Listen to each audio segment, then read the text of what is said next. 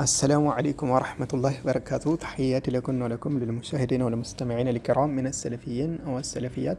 لا سوستنيا جزي مالسنو نصيحة زيغا الأخوية لا توسعوش مكر أسال فلو على مرحبا.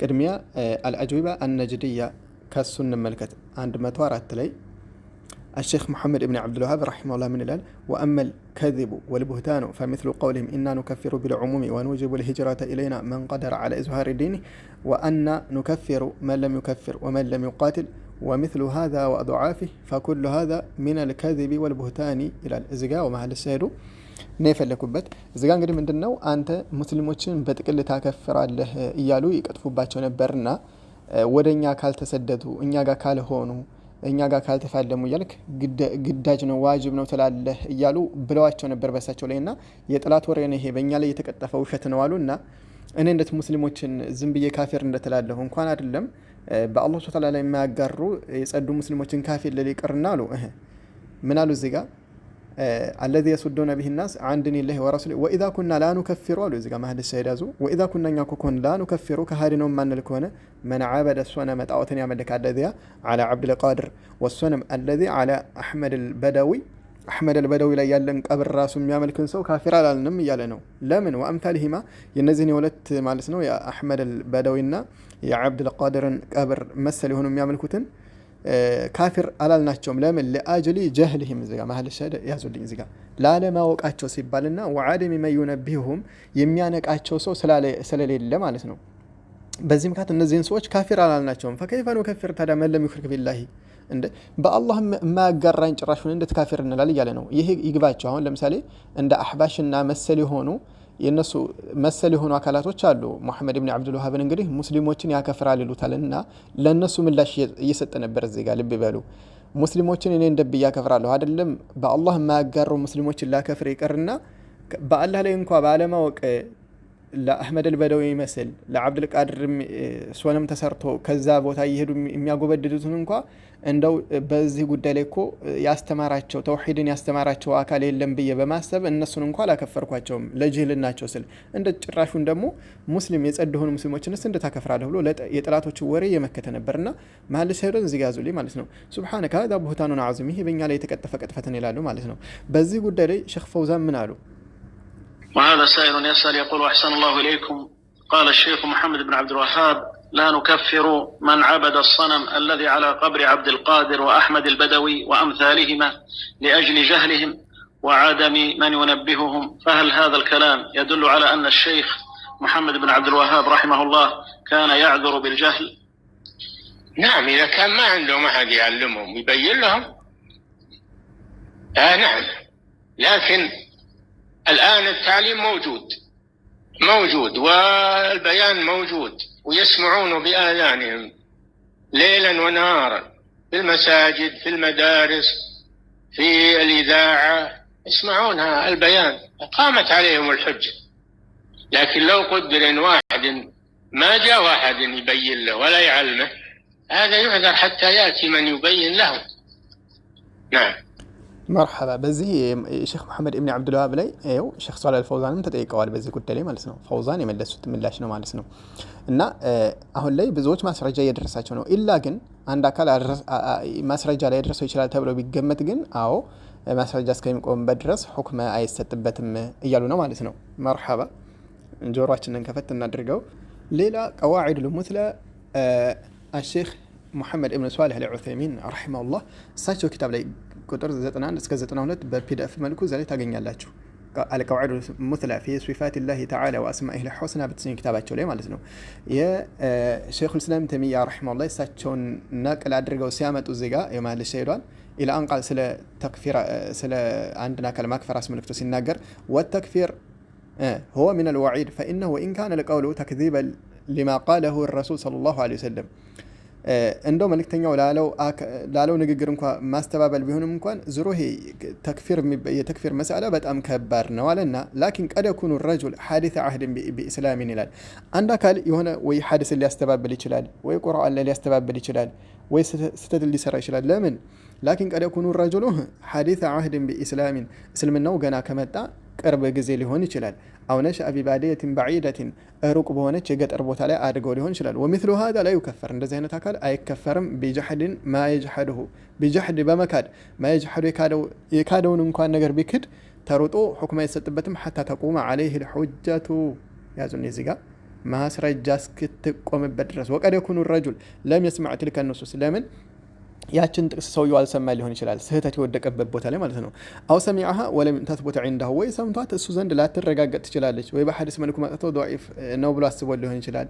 አው عارضها عنده معارض ወይ ተቃዋሚ ነገር ተቃውሞበት ሊሆን ይችላል። አኸሌላ አውጀበ ተእዊላህ እሷን መጠምዘዝ የሚያስገድድበት የሆነ ወይ ኢንካነ ሙኽጢአን በዛ ቋሙ የተሳሳተ ቢሆን እንኳን ሰውየው ግን በሱ ፈህም ተሳስቶ በተሳሳተ አረድ ተረድቶ ስህተት ላይ ሊወርቅ ይችላል። እንደዚህ አይነት አካል ላይ ቅድሚያ ማስረጃ ሳይቆምበት አይከፈርም እያለችው ነው ማን ሸይኹል ኢስላም ተይሚያ ረሂመሁላህ። አንዳንድ አካላቶች ዝም ብላችሁ በዩቲዩብ ወይ ደግሞ አንዳንድ ጎግል ላይ ቆንጨብ አድርጋችሁ ወስዳችሁ ይኸው እነሱ እኮ እንደዚህ ይላሉ የሚል አያስማማም። ኪታባቸው ላይ ዳይሬክት እንደዚህ አምጡ። ያም ደግሞ ምን መሆን አለበት? ሙዓየን ላይ መሆን አለበት በግለሰብ ደረጃ።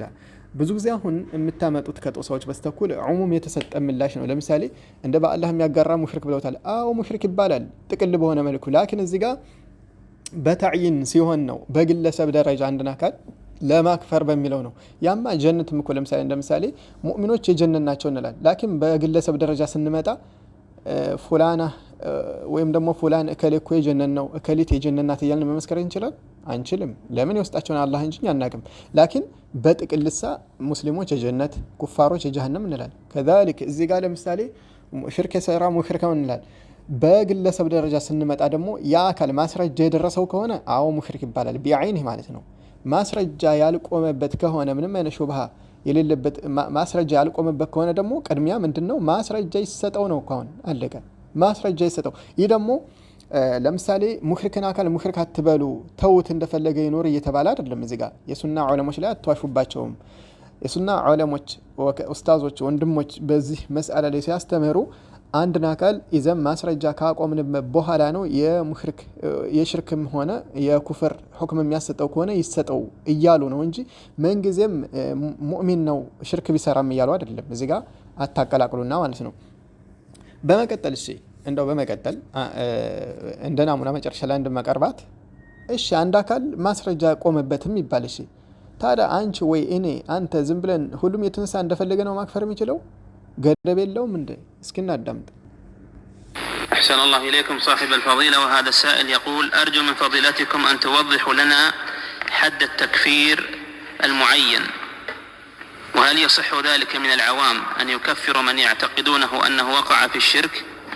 تكفير لا يدخل فيه إلا العلماء الذين يعرفون نواقض الإسلام ويعرفون أيضا متى يحكم على الشخص بالردة والكفر، تزول العوارض كالجهل والتأويل. ما هم العوام لا يجوز لهم يدخلون في التكفير أبدا، إنما هذا من اختصاص العلماء. نعم مرحبا. ይህ ዋضح ይመስለኛል ማለት ነው።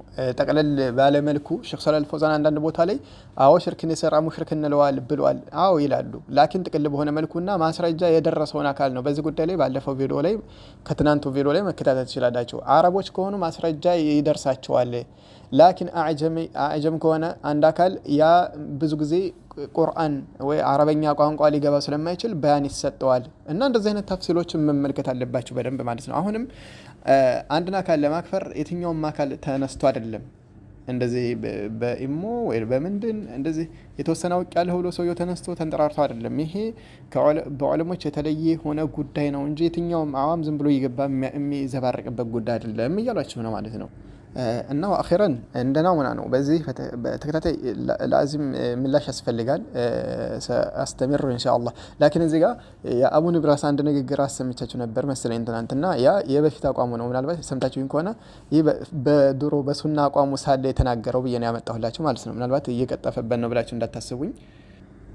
ወላኪን አኺራን አንድ ምሳሌ ምን አለ መሰላችሁ፣ ብዙ ጊዜ አሁን ቁርአን ላይ ለምሳሌ ምሳሌ ልስጣችሁ። አንድ አላህ ሱብሓነሁ ወተዓላ ለምሳሌ ምን ይላል? ኢነከ ላ ተህዲ መን አሕበብተ፣ ነቢያችን ዓለይሂ ሰላቱ ወሰላም ማለት ነው። አንተ እኮ ኢነከ አንተ ላ ተህዲ ቅናቸውን መንገድ መምራት አይችልም መን አህበብተ የወደድከውን አካል ይላቸዋል እዚህ ጋር ልብ በሉ ሌላ ቁርአን ያለ ደግሞ ምን እንደሚላቸው እንመልከት ወኢነከ ለተህዲ ኢላ ሲራጥ ሙስተቂም ይላቸዋል አንተ እኮ ወደ ቀጥተኛው መንገድ ትመራለህ ይላቸዋል እዛ ላይ እኮ ምን ብሏቸው ነበር ላ ተህዲ መን አህበብተ ብሏቸው ነበር እዚህ ጋር ደግሞ ለተህዲ ትመራለህ ያላቸው ነው አሁን የተገጫጨ አሁን ለአንድ አካል ለምሳሌ ለማያውቅ አካል የተገጫጨ ይመስለዋል ላኪን አይገጫጭም እዚህ ጋር ለተህዲ ሲል የተፈለገው ወደ ቀጥተኛው መንገድ ትመራለህ ሲባል ሂዳየተል ኢርሻድ ነው ጥቆማ የመስጠት የሆነ ወደ ሐቀኛው መንገድ ሰዎችን የመመላከት የሆነ ነው እዚህ ደግሞ መምራታችንም ላተህዲ የተባሉት ሂዳየተት ተውፊቅ ነው ማለትም አንድን አካል ቅናቸውን መንገድ መግጠም እነሳቸው አይችሉም በአላህ እጅ እንጂ ማለት ነው ላኪን ጥቆማ የመስጠት ወደ ሐቀኛው መንገድ ይችላሉ እና እንደዚህ ማስማማት የሚባል ነገር ይልመድብን ማለት ነውና ከዑለሞች ማቋል ለምሳሌ በዚህ ጉዳይ ላይ የተናገሯቸውን በጨመቅ ተደርገው ሲቀርቡ በዚህ መልኩ ይስማማሉ ለምሳሌ አሁን ሽርክ ላይ የወደቀን ሙሽሪክ እንላለን የሚሉበት አንድ በዑሙም ነው ጥቅል በሆነ ሐሳብ በተዕይን የተናገሩበትም ደግሞ ማስረጃ የቆመበትን ነው እንጂ በጭራሽ ማስረጃ ሳይቆምበት አው ሙሽሪክ ይባላል የሚል ከነሱ ወጥቷቸዋል የምትሉ ካላችሁ በጎግል ወይ በምን ያን ብቻ ሳይሆን ያማኛም የጎልጉል እናመጣላችኋል ኪታብ ላይ እስኪ ያስቀምጡትና አንጡልና ማለት ነው እና በዚህ ተከታታይ ምላሽ ኢንሻአላህ አሁንም የሚሰጥ ይሆናል። አሰላሙ አለይኩም ወራህመቱላሂ ወበረካቱሁ።